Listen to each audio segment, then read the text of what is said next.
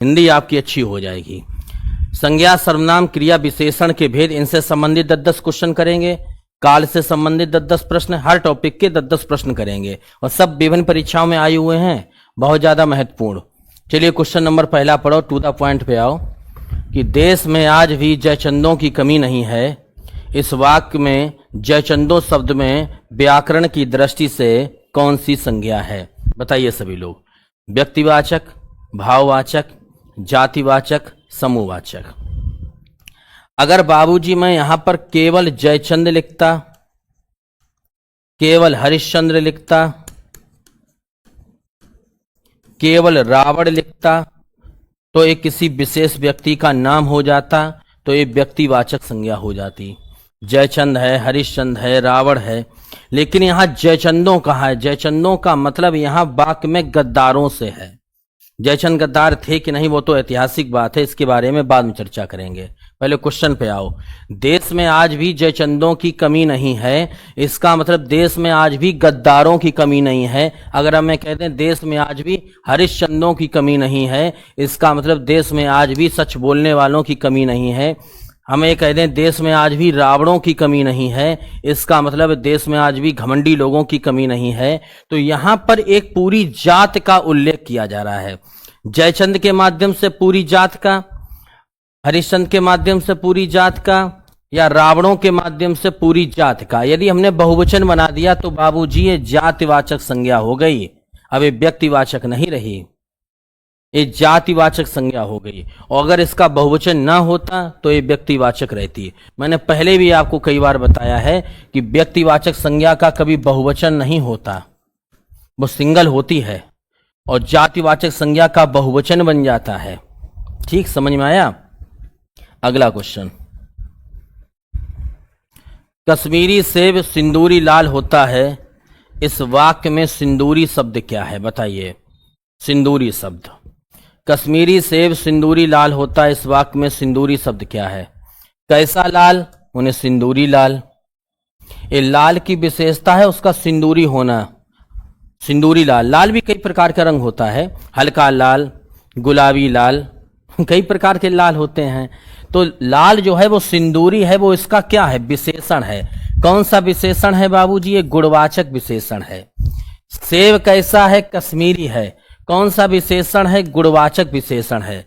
सेब का कश्मीरी होना, लाल का सिंदूरी होना, ये विशेषण कहलाता है। विशेषण ज्यादातर जो होता है शब्द के आगे लगा होता है। विशेषण परीक्षा में ऐसे पहचान लियो कि 2-3 यदि शब्द लिखे हैं, ठीक, जैसे हमने लिखा काला और कालिमा, हमने आपसे पूछा कि बताओ कौन सा शब्द विशेषण है। अब आपके पल्ले नहीं पड़ रहा है, तो विशेषण की परिभाषा क्या होती है? जो शब्द किसी वस्तु की विशेषता बताए। इन दोनों शब्दों के पीछे आप कोई शब्द लिख दो, कुछ भी लिख दो। चलो हम कह दें कुत्ता लिख दें, कुत्ता, ठीक। अब बताओ बोलने में कौन अच्छा लग रहा है? ये वाला बोलने में अच्छा लग रहा है कि ये वाला? काला कुत्ता बोलने में ज्यादा सही लग रहा है, बाक अच्छा भी लग रहा है। तो कुत्ता कैसा है? काला, यानी काला शब्द बन गया विशेषण, ठीक। वहीं पर भी 2-3 शब्द लिखे हों एक साथ, उसमें विशेषण छांटने को आए, आप केवल एक काम करना, उसके पीछे कोई शब्द लिख देना। अगर वो शब्द की विशेषता बताने लगे तो समझो विशेषण है, और विशेषता ना बता पाए तो समझो विशेषण नहीं, वो कुछ और है। अब कालिमा कुत्ता बोलने में अच्छा भी नहीं लग रहा है, वाक्य नहीं बनना है, तो कालिमा हो गया भाववाचक संज्ञा। समझ गए? हाँ। अच्छा अगला देखिए, प्राविशेषण क्या होता है? जो विशेषण की भी विशेषता बताए। विशेषण पढ़ाए थे मैंने, विशेषण की भी विशेषता। बाप के बाप, हमने कहा काला घोड़ा, ठीक। इसमें घोड़ा क्या है? विशेष्य है। जो वस्तु होती है वो विशेष्य कहलाती है। घोड़ा का काला होना क्या है? विशेषण है। कोई डाउट? और हम जा कहते हैं कि बहुत काला घोड़ा, बहुत काला घोड़ा, बहुत, तो ये विशेषण का भी विशेषता बता रहा है। तो ये बहुत शब्द जो है, या थोड़ा शब्द हम कहते हैं थोड़ा काला घोड़ा, कम काला घोड़ा, ये आपका क्या बन गया? प्राविशेषण बन गया, ठीक, जो विशेषण की भी विशेषता बताए। क्लियर है? पक्षी आकाश में उड़ रहे हैं, बताइए इस वाक्य में उड़ रहे हैं किस प्रकार की क्रिया है? पक्षी आकाश में उड़ रहे हैं, मैं बताऊं। अब आप आधे लोग कहें कि साहब जब सकर्मक है क्योंकि पक्षी करता है, आकाश कर्म है और उड़ना क्रिया है, जब सकर्मक है, लेकिन नहीं है। सकर्मक इस वजह से नहीं है, जब कोई क्रिया करने पर क्रिया का प्रभाव यदि कर्म पर पड़े, क्रिया का प्रभाव यदि कर्म पर आए, जरा सा भी आए, रत्ती भर आ जाए, तो सकर्मक। और क्रिया का प्रभाव कर्म पर यानी उस वस्तु पर बिल्कुल ना पड़े तो अकर्मक। अब जब पक्षी उड़ रहे हैं तो उड़ने का प्रभाव आकाश पर पड़ेगा। क्या पड़ेगा? आकाश पर कुछ नहीं पड़ेगा, ना आकाश को चोट लगेगी, ना आकाश बढ़ेगा, ना आकाश घटेगा। तो जब आकाश पर कोई प्रभाव नहीं पड़ा, उड़ने का प्रभाव जो है सीधा पक्षी पर पड़ेगा। उसके ही पंख थकेंगे, उसके पंखों का फैलाव होगा, उसके पंख टूटेंगे, ये कुछ ना कुछ तो प्रभाव पंखों पे पड़ेगा। यानी उड़ने का प्रभाव है पक्षी पे पड़ेगा। थकान पक्षी को होगी कि आकाश को होगी?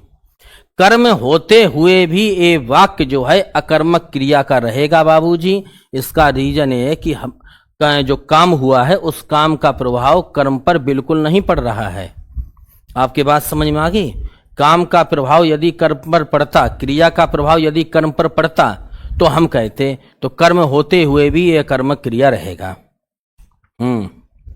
चलो, आप भले तो जग भला, इस वाक्य में आप शब्द क्या है?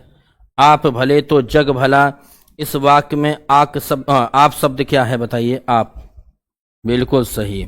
जहां पर आप शब्द आ जाए, स्वयं शब्द आ जाए, खुद शब्द आ जाए, आप है, स्वयं है, खुद आ जाए, वो बाबूजी निजवाचक सर्वनाम होता है। आप आ जाए, स्वयं आ जाए, खुद आ जाए, ऐसा कोई शब्द आ जाए, आप है या आप स्वयं लिख दो या आप खुद लिख दो, ऐसा कोई शब्द आ जाए तो समझना कौन सा सर्वनाम है बाबूजी? वो निजवाचक सर्वनाम है। निज, निज माने होता ही है अपना। भाववाचक संज्ञा का उदाहरण नहीं है, बताइए कौन सा शब्द भाववाचक संज्ञा नहीं है? बताइए। देखिए, भाववाचक संज्ञा का मैं सबसे अच्छा तरीका बता दूं, सबसे अच्छा, जिस वस्तु को या शब्द को आप छू ना सकें वो भाववाचक है। ठीक, जैसे मैं बताऊं, किसी के अंदर माधुर्य का गुण है, माधुर्य का भाव है, कैसे छू सकते हो आप? हमारे अंदर वीरता का भाव है, कायरता का भाव है, आप कायर आदमी को तो टच कर सकते हो, लेकिन उसके अंदर जो कायरता का भाव भरा हुआ है उसको कैसे टच करोगे? आप बूढ़े आदमी को टच कर सकते हो, लेकिन उसके अंदर बुढ़ापा का जो भाव है उसको कैसे टच करोगे? आप जवान आदमी को स्पर्श कर सकते हो, लेकिन उसके अंदर जो जवानी का भाव है वो कैसे स्पर्श कर सकते हो? तो मेरे कहने का मतलब आप समझ गए। माधुर्य का गुण होता है, एक भाव होता है। वीर वही है जिसके अंदर वीरत्व का भाव हो, सुंदर वही है जिसके अंदर सौंदर्य का भाव हो, ये सब भाववाचक हैं। लेकिन भ्राता यानी भाई जो है ये बाबूजी जातिवाचक है। जातिवाचक इस वजह से, कौन सा भाई? चचेरा भाई, ममेरा भाई, कलेसी भाई, फुफेरा भाई, सगा भाई, सौतेला भाई, कौन सा भाई? तो भाई हो गया जाति। जितने रिश्तेदारियां होती हैं, फूफा, चाचा, मामा, ये सब जातवाचक में आते हैं। फूफा एक जात है, जीजा एक जात है, कौन से जीजा हैं, कौन से फूफा हैं, कौन से मामा हैं। हमारी कक्षा के सभी छात्र अपनी तैयारी में धुरंधर हैं। बताइए, धुरंधर जो है वो शब्द व्याकरण की दृष्टि से क्या है? बताओ, बोलो। अरे भैया, हमारी कक्षा के सभी छात्र अपनी तैयारी में धुरंधर हैं, तो छात्रों का धुरंधर होना उनका गुणवाचक विशेषण है। आपका धुरंधर होना, आपका वीर होना, आपका होशियार होना, ये सब गुण ही तो है आपका गुणवाचक विशेषण। विशेषण कितने प्रकार के होते हैं? 4, याद रखना। वह अचानक बोल उठा, किस प्रकार की क्रिया है? बताइए, अचानक बोल उठा। बताओ, पूर्वकालिक क्रिया है कि नाम धातु है कि संयुक्त है कि प्रेरणार्थक है? देखो, एक बोलना और एक उठना, ये 2 क्रियाएं आई एक साथ, बोलना और उठना। तो जिस वाक्य में 2-3 क्रियाएं एक साथ लिखी हों वो संयुक्त क्रिया हो जाती है। क्या हो जाती है? संयुक्त क्रिया। बात पल्ले पड़ी आपके? बहुत सुंदर। अरे बोलना उठना दो क्रियाएं हो गई ना। कोई आ रहा है, कोई आ रहा है, बताइए वाक्य में किस प्रकार का सर्वनाम है? कोई और कुछ। कोई और कुछ अनिश्चयवाचक होते हैं। हम क्या कहते हैं, कोई आया था, कुछ ले आओ, ये अनिश्चयवाचक शब्द ही हैं। यदि ये अनिश्चयवाचक शब्द हैं तो अनिश्चयवाचक सर्वनाम होगा।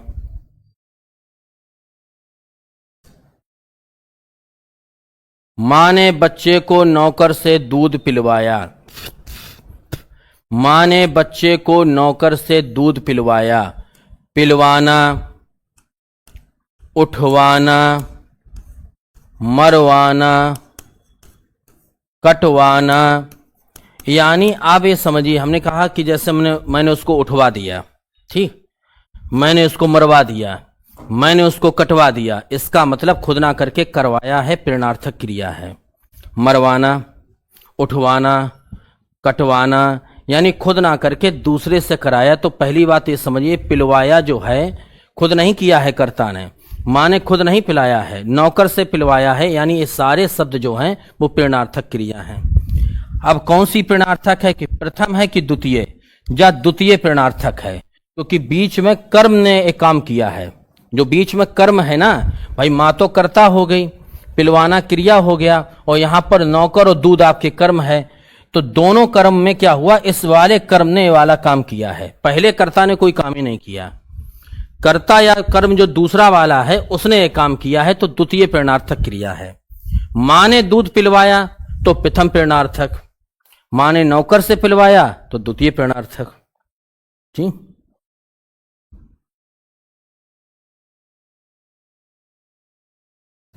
द्विकर्मक क्रिया। द्विकर्मक क्रिया वाला वाक्य कौन सा है बताओ, क्वेश्चन नंबर 10। अरे भैया, द्विकर्मक क्रिया जहां पर दो कर्म आए, रोटी इस वाक्य में एक ही कर्म है, ठीक, इस वाक्य में एक ही कर्म है। यहां शिक्षक ने छात्रों को गणित पढ़ाया तो छात्र और गणित ये साफ साफ दो कर्म दिख रहे हैं, तो यही द्विकर्मक क्रिया का वाक्य हो गया, छात्र और गणित।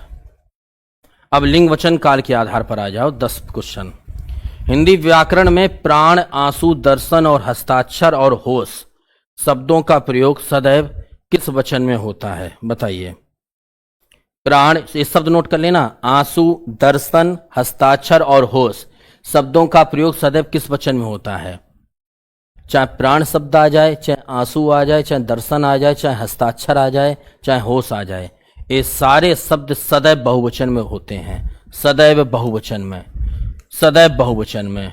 प्राण निकले, आंसू आए, दर्शन किए, हस्ताक्षर किए, होश उड़े, सब बहुवचन में, सदैव बहुवचन में रहेंगे, ये नोट कर लेना। हमेशा बहुवचन, हमेशा बहुवचन रहेगा।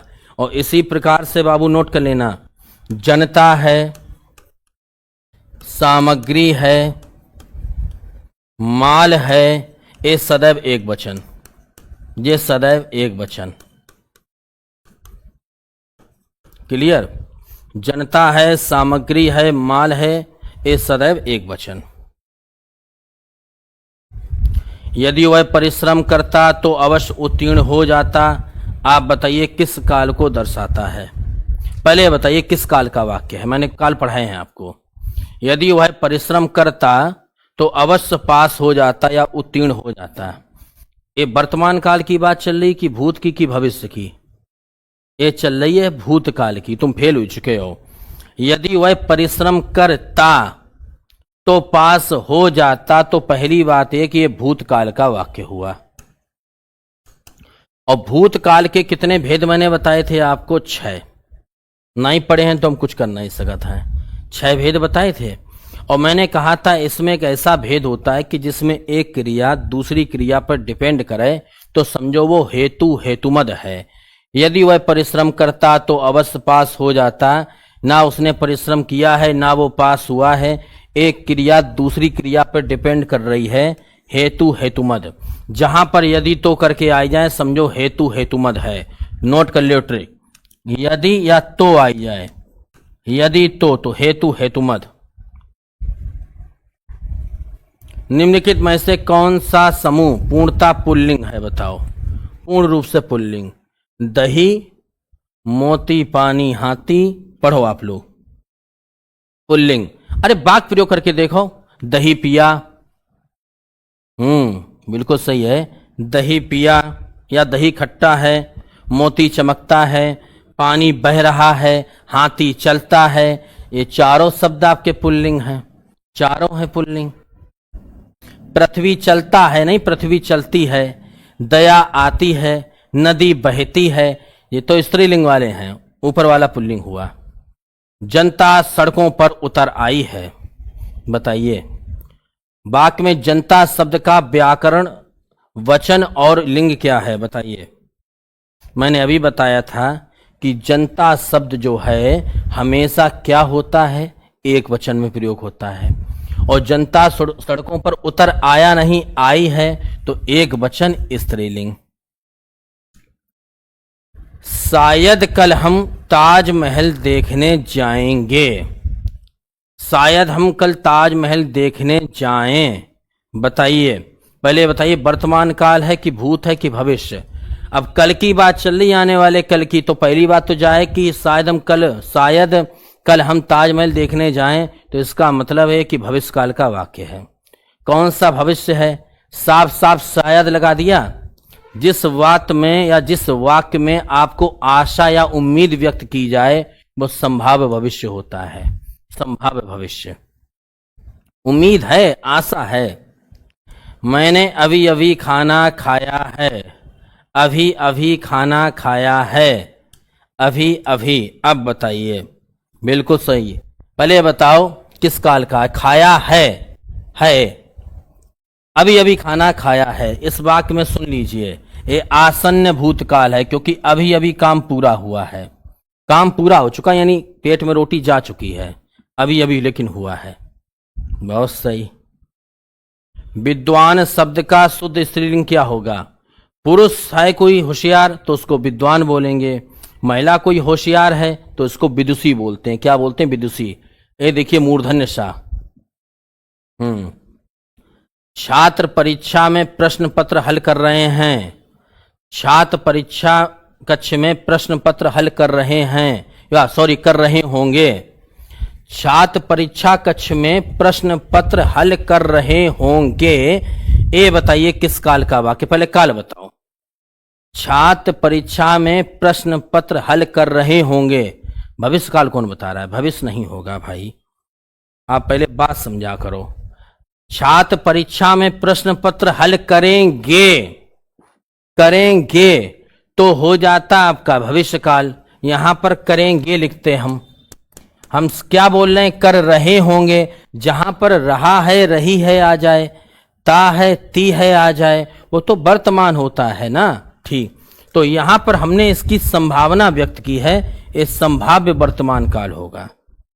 कोई डाउट? सॉरी, कर रहे होंगे, ये संदिग्ध वर्तमान है। संदिग्ध। कर रहे होंगे कि नहीं कर रहे होंगे, कर रहे होंगे कि नहीं कर रहे होंगे, ये संदिग्ध वर्तमान काल का वाक्य हो गया। हो जात भैया जल्दबाजी को कार्य मिस्टेक। किस शब्द का एक वचन और बहुवचन समान रहता है? बताओ। एक वचन और बहुवचन सदैव समान रहता है, बोलो।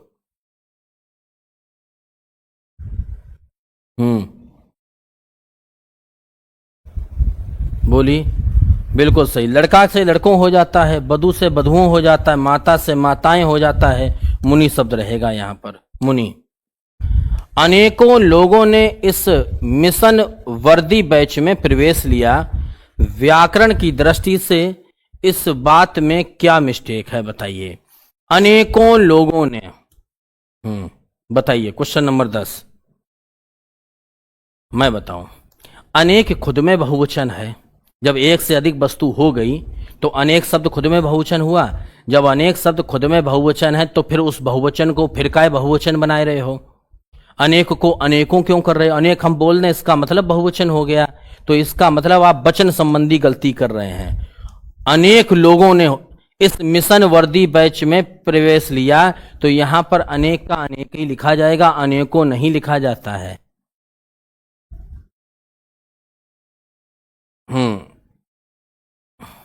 स्थावर शब्द का सबसे उपयुक्त विलोम क्या होगा? स्थावर शब्द का बोलिए। स्थावर, स्थावर माने होता है एक जगह टिक कर रहने वाला, और जंगम माने होता है चलने वाला। तो क्या होगा? हाँ, जंगम माने होता है चलने वाला, जंगम। चंचल का क्या होगा? एकाग्र होगा। चेतन का क्या होगा? जड़ होगा। अभय और उभय शब्द का सही अर्थ विभेद कीजिए। एक तरफ लिखा हुआ है अभय, एक तरफ लिखा हुआ है उभय। अच्छा, ऐसे प्रश्न कैसे करे हो? ये समानार्थी शब्द होते हैं, समानार्थी शब्द होते हैं।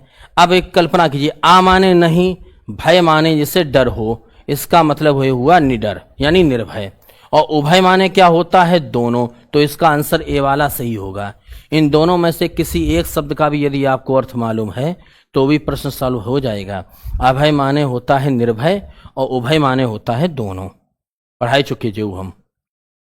वारिद का पर्यायवाची बताइए। वारिद, मैंने आपको कितनी बार बताया है कि पानी के पर्यायवाची में यदि दा लगा दिया, दा माने होता है देने वाला, तो वो बादल का पर्यायवाची बन जाता है। पानी के पर्यायवाची में यदि जा लगा दिया, जा माने होता है जन्म लेने वाला, तो भैया वो हो गया कमल का पर्यायवाची, क्योंकि कमल पानी में जन्म लेता है। धी माने होता है धारण करने वाला यानी भंडार। पानी के पर्यायवाची में यदि धी लगा दिया, धी, तो वो समुद्र हो गया, समुद्र का पर्यायवाची हो गया, क्योंकि समुद्र पानी का भंडार है। यहां पर पानी के पर्यायवाची में दा लगा हुआ है, वारिद, तो यद, नीरद। ये किसका पर्यायवाची बन गया? बादल का बन गया। उन्मूलन शब्द का सटीक विलोम क्या होगा? उन्मूलन, बोलो। उन्मूलन शब्द का 1 मिनट देख लो करो आसानी से, ये कमेंटें लोग बहुत कर रहे हैं। उन्मूलन का होगा अवमीलन नहीं, निमीलन। निमीलन, निमीलन। उन्मीलन लिखा है, उन्मीलन लिखा है तो उसी के अनुसार निमीलन होगा, निमीलन। और अगर हम कहते उन्मूलन, उन्मूलन माने होता है उखाड़ फेंकना, तो इसका विलोम हो जाता रोपण। शब्द के अनुसार बताएंगे। उन्मीलन का निमीलन, उन्मूलन का रोपण, क्योंकि उन्मूलन माने होता है उखाड़ फेंकना, रोपण माने होता है लगाना। शशधर और शशिधर ये दोनों एक जैसे शब्द हैं। इनका आप जरा ये बताइए कि कौन से शब्द का क्या अर्थ रहेगा? शशधर और शशिधर, चलो ये बताओ, इसमें दिमाग लगाओ। शशि माने होता है चंद्रमा, धर माने होता है धारण करने वाला। चंद्रमा को कौन धारण करता है? भगवान शिव। यानी दूसरे वाले शब्द का आंसर क्या है? शिव। और शिव केवल इसी में लिखा हुआ है भाई, किसी में शिव लिखा, किसी में चंद्रमा, फिर सूर्य लिखा है। आपको ये पीछे वाला मालूम है? कॉमन सेंस से लगा दिया दिमाग कि शशि माने होता है चंद्रमा और धर माने होता है धारण करने वाला। तो इसका मतलब ये हुआ कि यही वाला ऑप्शन ठीक होगा। और शशधर माने हो जाएगा फिर चंद्रमा। केसरी शब्द का समानार्थी, केसरी, बिल्कुल सही। केसरी किसे बोलते हैं? शेर को। पंजाब केसरी, लाला लाजपत राय, बिहार केसरी, फलाने केसरी। और केसरी माने होता है शेर, और शार्दुल माने भी शेर होता है। शार्दुल माने क्या होता है? शेर ही होता है, ध्यान रखना। बिल्कुल सही। भुजंग जो है वो सांप का पर्यायवाची है। तुरंग जो है तुरंत भासता है, घोड़ा, घोड़ा तुरंत भासता है, तुरंत। अनंग जो है जिसके अंग ना हो वो कामदेव का पर्यायवाची है, कामदेव। याद ऐसे कर लियो। सांप काला भुजंग, घोड़ा तुरंत भाजे, तुरंग भाजे, और अनंग जिसके कोई अंग नहीं, कामदेव। आरोहण का विलोम में तो सब बता देंगे, बताओ। बिल्कुल सही, अवरोहण, कोई दिक्कत नहीं। आरोहण माने होता है ऊपर चढ़ना, अवरोहण माने होता है नीचे उतरना। प्रत्यूष का सही क्या होगा? प्रत्यूष का सही शब्द बताइए। प्रत्यूष माने क्या होता है? बिल्कुल सही। प्रत्यूष का मतलब होगा प्रातः काल, सूर्योदय से पहले का जो समय होता है वही प्रत्यूष है।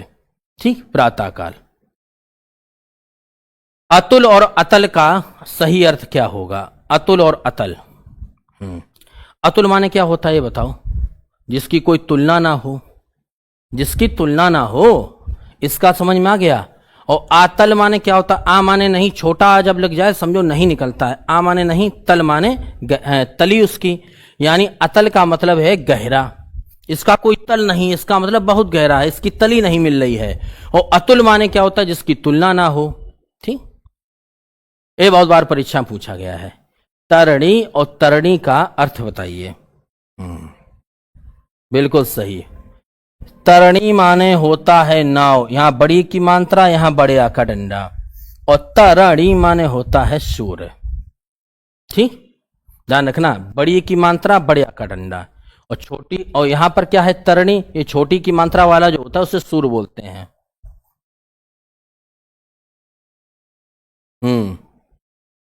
अतीन्द्रिय शब्द में कौन सा उपसर्ग है? बताइए। अतीन्द्रिय, बिल्कुल सही बता रहे हैं कुछ लोग, मैं बताऊं। मूल शब्द क्या है? इंद्रिय। और इसमें जो उपसर्ग लगा हुआ है अतीन्द्रिय, अति। अतीन्द्रिय में कौन सा उपसर्ग है? अति। अतीन्द्रिय का मतलब होता है जो इंद्रियों से परे हो, अतेंद्रिय। ठीक, तद्भव बताइए। तद्भव, तद्भव बताइए। अग्नि तो तत्सम शब्द है, बिल्कुल शुद्ध लिखा हुआ है। सूर्य तत्सम शब्द है, बिल्कुल सूर्य सही लिखा हुआ है। घोटक तत्सम शब्द है, बिल्कुल सही, घोड़ा को बोलते हैं घोटक। अचरज नहीं होता है बाबूजी, आश्चर्य होता है। तत्सम में आश्चर्य होता है, इसका तद्भव लिखा हुआ यानी अशुद्ध रूप लिखा हुआ है। अचरज नहीं बोलते हैं, आश्चर्य बोलते हैं। बुलक्कड़ शब्द में किस प्रत्यय का प्रयोग हुआ है? बुलक्कड़। अच्छा बताओ, बुलक्कड़ में मूल शब्द क्या है? मूल शब्द है भूल, और भूल में पीछे क्या जुड़ा हुआ है? दिमाग लगाओ, भुलक्कड़, भूल प्लस अक्कड़, हो गया अक्कड़। गोमय शब्द का सही तद्भव रूप क्या है? यानी गोमय शुद्ध शब्द है और इसका अशुद्ध रूप पूछा है। किस चीज को गोमय कहा जाता है? मैं बताऊं, गोबर को बोलते हैं, गोबर को गोमय। गोबर को बोलते हैं गोमय। ठीक, क्योंकि गाय की शुद्ध वर्तनी क्या होती है? गाय को तत्सम बोला जाता है गो। ठीक, समझ में आया? गधा का गर्धव तत्सम में। गेहूं का गेधूम, सॉरी गोधूम, गेहूं का गोधूम होता है। देशज शब्द कौन सा है? देशज, देशज मतलब अपने भारत को। स्टेशन नहीं, स्टेशन तो भाई अंग्रेजी भाषा का शब्द है। देख रहे, अच्छा ठीक। किताब भी नहीं, किताब हमें लगता है उर्दू है, क्योंकि वो पुस्तक बोलते हैं अपने यहाँ। अगला अग्नि तो भाई तत्सम हो गया, आपका होगा खिड़की। जितने भी जे अड़ा वाले शब्द हैं, उट्टा वाले, जे अपने यहाँ ही चलते हैं। खिड़की हुआ, ठीक है, लोटा हुआ, पगड़ी हुआ, डिबिया हुआ, झोला हुआ, जितने भी टाड़ा वाले शब्द हैं अपने यहाँ ही चलते हैं, देशज हैं, भारत की देन है। दुर्निवार शब्द में कौन सा उपसर्ग है? जो तो दूसरे पहचान लियो। देखो बाबूजी, अगर यहां में संधि पूछी जाती तो विसर्ग है दुह प्लस निवार। ठीक, आदो रावड़ो है तो मन विसर्ग कर देवो। यदि उपसर्ग पूछो जाए तो दुर, जो वालो हलंत वालो दुर। ठीक, समझ गए? जैसे दुर्लभ में दुरुपसर्ग है दुर, दुर्गम में दुरुपसर्ग है, दुरुपयोग में दुरुपसर्ग है। ठीक, शैत्य शब्द में मूल शब्द और प्रत्यय बताइए। शैत्य, शैत्य शब्द में मूल शब्द और प्रत्यय बताइए। Question number 7। बिल्कुल सही जवाब किसी ने दिया है। शैत्य का मतलब हुआ, इसमें मूल शब्द है शीत और प्रत्यय लगा हुआ है या, दोनों को जब जोड़ेंगे तो बन जाएगा शैत्य। समझ में आ रहा है? ठीक। छायादार शब्द व्याकरण की दृष्टि से किस श्रेणी में आएगा? छायादार बताइए। छायादार बताइए, बताइए। अरे बाबूजी, जो शब्द अलग अलग दो भाषाओं से मिलकर बना हो उसे बोलते हैं संकर शब्द, हाइब्रिड, अलग अलग भाषाएं। छाया तो हिंदी शब्द हो गया, और दार कौन सा शब्द हो गया? अरबी फारसी शब्द हो गया, एक हिंदी का एक फारसी का। इसी प्रकार से रेलगाड़ी संकर शब्द है, रेल अंग्रेजी भाषा का शब्द है, गाड़ी है देशज भाषा का शब्द है। पानदान खानदान, इस प्रकार के शब्द जो अलग अलग दो भाषाओं से मिलकर बने हों।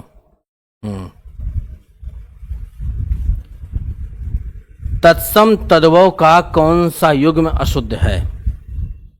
बताइए। तत्सम तद्भव। बोलिए बोलिए, जल्दी बोलिए भाई।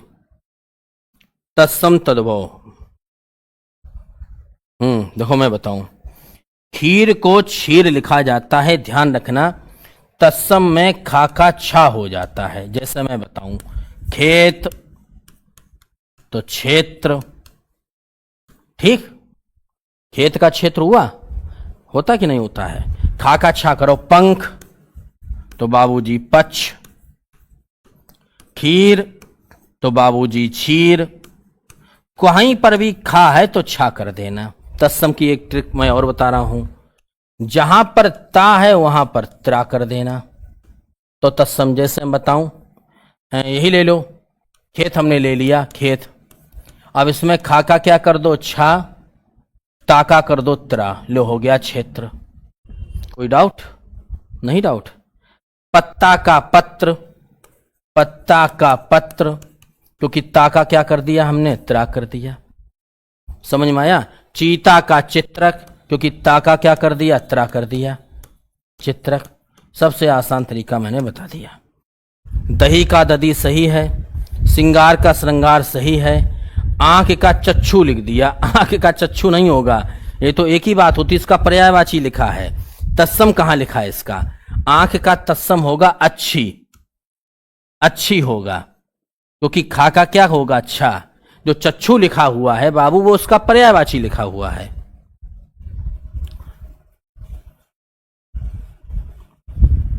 प्रत्युपकार शब्द में कितने उपसर्ग हैं बताओ? Question number 10। अरे सिंपल सा है भैया, दो उपसर्ग हैं, एक तो प्रति, दूसरा उप, और तीसरा मूल शब्द है कार। एक दो उपसर्ग हो गए भाई, इसको अलग कर दो तो उपकार बना, उपकार में एक और उपसर्ग जोड़ दिया तो प्रत्युपकार हो गया, तो दो उपसर्ग होंगे, दो।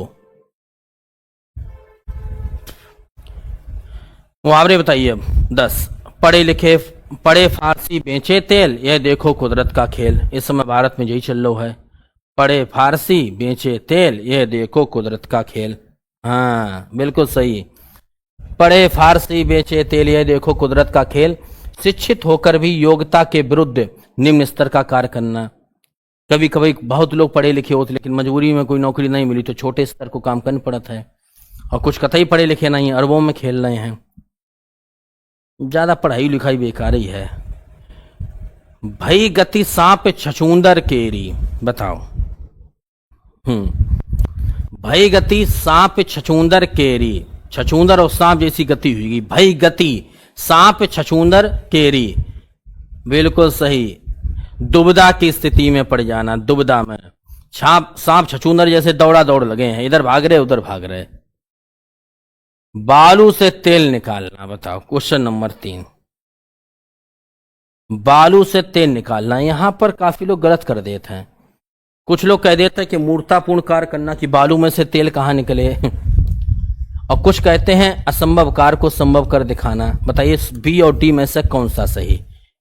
अब एक क्वेश्चन मैंने आपको दे दिया है, बी सही कि डी सही? बालू से तेल निकालना, बाकी दोनों तो गलती हैं।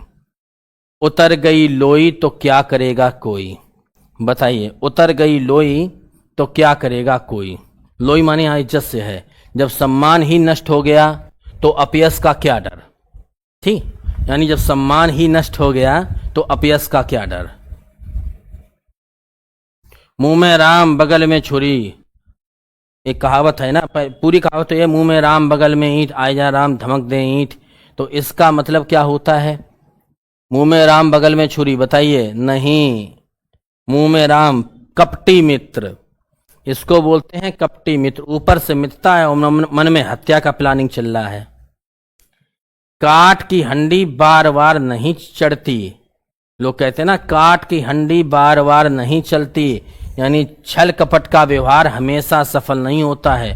2-3 बार ही चूना लगाए पे हो। खग जाने खग की ही भाषा, खग जाने खग की ही भाषा। बताइए, पक्षियों की भाषा समझना कठिन नहीं। खग जाने खग की ही भाषा, यानी समान प्रवृत्ति वाले ही एक दूसरे की बात समझते हैं। शराब की बात शराबी समझेगा, चोर की बात चोरी की बात चोरी समझेगा और कोई नहीं समझ पाएगा, जुआरी की बात जुआरी ही समझेगा। गूलर का फूल होना, गूलर का फूल होना, गूलर का फूल बहुत साल बाद दिखता है, इस वजह से मैं कह सकता हूं कि दुर्लभ वस्तु होना, कभी दिखाई ना देना। देख बोले ईद का चांद होना। आंख के अंधे और नाम नैन सुख, आंख के अंधे नाम नैन सुख, जैसे नाम है ज्ञान देवी और मालूम नहीं एक चवन्नी को, वही हाल हो गया। नाम तखत सिंह, घर में नहीं पटुलिया।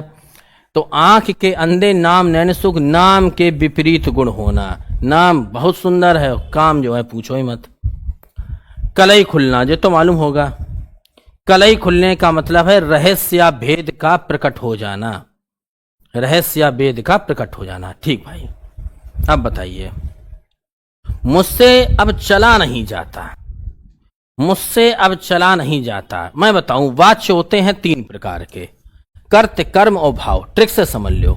बिल्कुल साधारण वाक्य लिखा हुआ है तो कर्तवाच्य, जहां पर से या द्वारा आ जाए तो कर्मवाच्य, और जहां पर मजबूरी प्रकट हो तो भाववाच्य, मजबूरी प्रकट हो। जैसे मुझसे अब चला नहीं जाता, आपको वाक्य पढ़ने के क्या लग रहा है कि मजबूरी प्रकट हो रही, आप अपनी भाव व्यक्त कर रहे हैं तो भाववाच्य।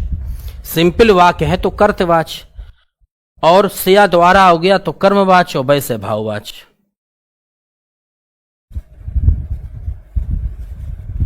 चलिए। चिर जीवो जोरी जुरे, क्यों ना सनहे गंभीर, को घटी ए ब्रसुभान जा, वे हलदर के वीर। आहा, बताइए इस वाक्य में कौन सा अलंकार है? देखिए, इस वाक्य में बहुत लोग नहीं समझ पाते हैं। यहां पर श्लेष अलंकार है, मैं पढ़ाऊंगा अलंकार। अलंकार श्लेष अलंकार में क्या होता है, एक ही शब्द के दो तीन अर्थ हुई जाते। यहां वृषभानुजा के दो अर्थ हैं, एक है वृषभानु की पुत्री यानी राधा, ठीक, वृषभानु की पुत्री राधा होगी, और दूसरा वृषभानुजा गाय को बोलते हैं, यानी एक ही शब्द के अनेक अर्थ निकल आए। यहां पर हलदर के भी दो अर्थ हैं, हलदर का मतलब है बलराम, ठीक, समझ गए, और दूसरे हलदर का मतलब है बैल, यानी हल को धारण करने वाला। तो एक ही शब्द के दो दो अर्थ तीन तीन अर्थ निकल रहे हैं, श्लेष अलंकार। श्लेष। पिताजी द्वारा समाचार पत्र पढ़ा जा रहा, मैंने अभी बताया, द्वारा आ जाए, से आ जाए, से या द्वारा आ जाए तो कौन सा होगा, कौन सा होगा, कर्मवाच्य। हाँ। पीपर पात सरिस मन डोला, पीपल के पत्ते के समान मन डोला। जहां पर सरिस सा सम, सरिस सा सम आ जाए, सरिस आ जाए, सा आ जाए, सम आ जाए, वहां पर होता है कौन सा अलंकार, यानी तुलना की जा रही है बाबूजी, उपमा अलंकार। उपमा। मुखचंद्र सा, मुखचंद्र सा, मुखचंद्र नहीं, मुखचंद्र जैसा, तो सा सी सम सरिस आ जाए तो हो जाता है उपमा अलंकार, यानी एक वस्तु की दूसरी वस्तु से कंपेयर की जाए, तुलना की जाए। अब इसमें जो सरिस सा सम जो आते हैं उपमा अलंकार में, जो पहचानने वाले शब्द होते हैं, इनको बोलते हैं वाचक शब्द। क्या, कौन से शब्द? वाचक शब्द। एक मैं ट्रिक आपको बताऊं, हम कह दें मुखचंद्र तो जामे हुई गो रूपक, इसका मतलब है हमने मुख को ही चंद्र मान लिया, तुम्हारे मुख में और चंद्रमा में कोई अंतर नहीं। और मुख चंद्र सा, तो इसका मतलब तुम्हारा मुख जो है चंद्रमा जैसा। जहां पर उपमान और उपमेय एक साथ लिखे हों, या विशेषण विशेष एक साथ लिखे हों, और बाद में सा सी सम ना हो, तो रूपक यानी वही रूप मान लिया। जैसे, समझ में आया? अगला क्वेश्चन नंबर, जहां उपमेय में उपमान की संभावना या कल्पना, उपमेय या उपमान में, उपमेय में उपमान की संभावना या कल्पना की जाए, बताइए कौन सा अलंकार? कल्पना की जाए, संभावना की जाए, भ्रम हो जाए, भ्रांतिमान। और भ्रांतिमान अलंकार का क्या होता है मालूम है आपको? सॉरी, भ्रांतिमान क्यों, अरे यार, उत्प्रेक्षा, उत्प्रेक्षा अलंकार। मनु मानहु, जनहु जानो, इस प्रकार के शब्द आते हैं वाचक शब्द उत्प्रेक्षा अलंकार में। समझ में आया आपके? उपमेय में उपमान की केवल संभावना व्यक्त की जाए। रोगी से दवा पी गई, रोगी से या द्वारा भी तो एक कर्मवाच्य है, इसका कर्तवाच्य बनाइए। कर्तवाच्य का मतलब है साधारण वाक्य बनाइए, बताइए। बिल्कुल सही, रोगी से यानी ये तो अभी कर्मवाच्य है, कर्म। रोगी ने दवा पी, ये बिल्कुल सिंपल वाक्य है, ये भी कर्मवाच्य है। रोगी द्वारा, रोगी दवा नहीं पी सका, ये भी भाववाच्य है। रोगी से दवा नहीं पी जाती, ये भी अलग बात है। लेकिन रोगी ने दवा पी, दवा पी बिल्कुल सिंपल वाक्य है, कर्तवाच्य। से या द्वारा आ जाए कर्मवाच्य। सारी विच नारी है कि नारी विच सारी है कि सारी ही की नारी है कि नारी ही की सारी है, इस वाक्य में कौन सा अलंकार है? देखो, संदेह अलंकार। हाँ, संदेह है। जहां पर या शब्द आ जाए, बीच में की शब्द आ जाए, संदेह। मुख है या चंद्र है, मुख है या चंद्र है, वो संदेह अलंकार होता है। बिल्कुल सही। उदित उदयगिरि मंच पर रघुवर बाल पतंग, बिकसे संत सरोज सब, हर से लोचन भृंग, इस वाक्य में कौन सा अलंकार है? कई बार आया है, बताइए।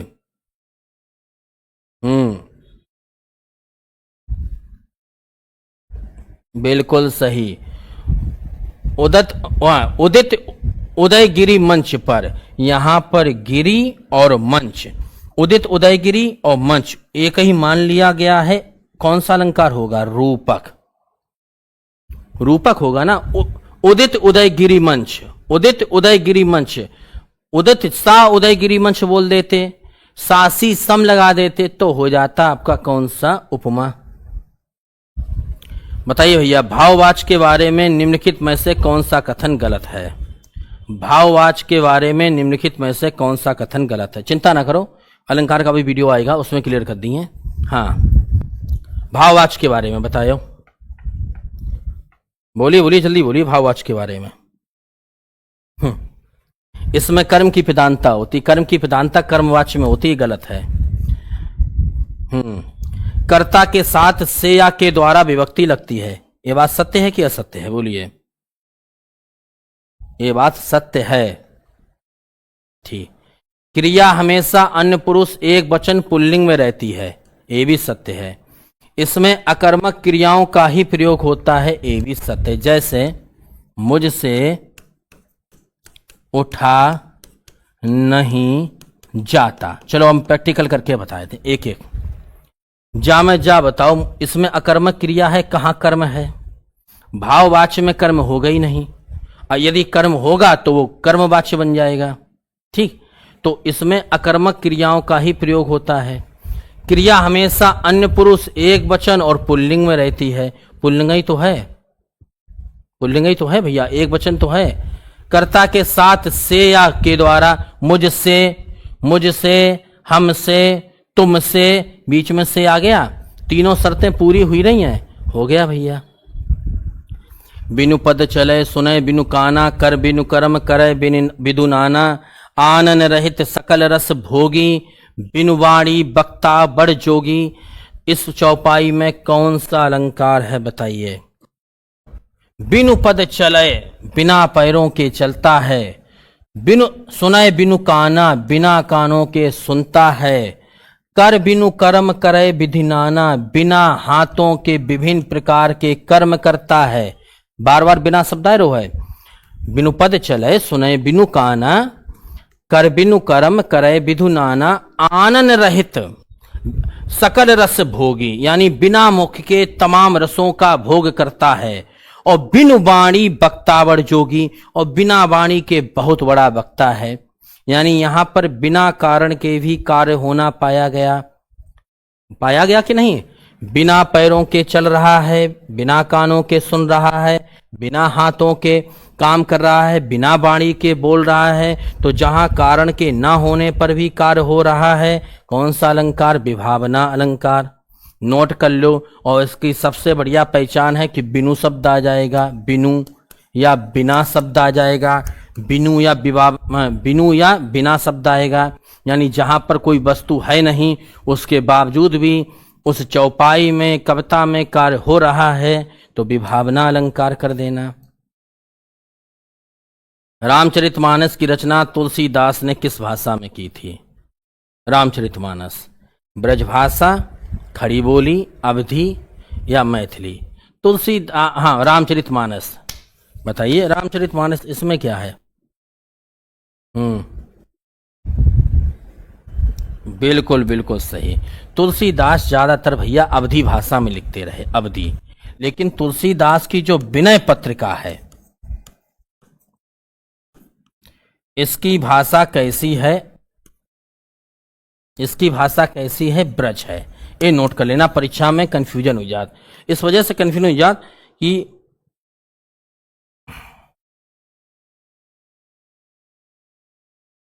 समझ में आ गया भैया?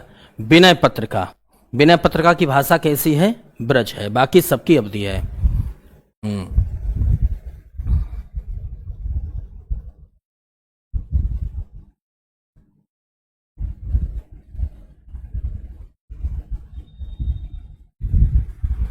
महादेवी वर्मा को उनकी किस काव्य कृति के लिए ज्ञानपीठ पुरस्कार मिला था? बताइए, जो तो बता सकत हो। यामा है तो सब महादेवी वर्मा की रचनाएं। निहार, नीरजा, रश्मि, दीप शिखा, कुल मिला के याद रखना इनकी रचना का नाम है यामा। ठीक, यामा के लिए मिला था। हिंदी साहित्य, हाँ ये ध्यान रखना, नीरजा, रश्मि, यामा, दीप शिखा सभी उन्हीं की रचनाएं हैं, महादेवी वर्मा की थी। हिंदी साहित्य में कलम का सिपाही किसे कहा जाता? मुंशी प्रेमचंद्र को। ये तो आपको मालूम होगी, कलम का सिपाही। हाँ, लेकिन एक चीज ध्यान रखना बहुत ज्यादा अच्छा, कलम का सिपाही नाम से प्रेमचंद की जीवनी किसने लिखी है? प्रेमचंद की जीवनी तो अमृत राय ने। मुंशी प्रेमचंद को कलम का सिपाही कहते हैं, लेकिन कलम का सिपाही नाम से जो मुंशी प्रेमचंद की जीवनी लिखी है, वो तो अमृत राय ने लिखी है। अंधा युग बताओ, अंधा युग किसकी प्रसिद्ध रचना है? अरे भैया, अंधा युग नहीं मालूम, कैसे काम चले? धर्मवीर भारती। सुमित्रा नंदन पंत की किस कृति को छायावाद का घोषणा पत्र यानी मैनिफेस्टो कहा जाता है? सुमित्रा नंदन पंत की किस कृति को छायावाद का घोषणा पत्र कहते हैं? बताइए। हाँ, सुमित्रा नंदन पंत की। बीड़ा है कि ग्रंथि है कि पल्लव है कि कुंजन है? बताओ भाई, जल्दी बताओ। पल्लव रचना को। आषाढ़ का एक दिन नाटक किसने लिखा है? आषाढ़ का एक दिन नाटक बताइए।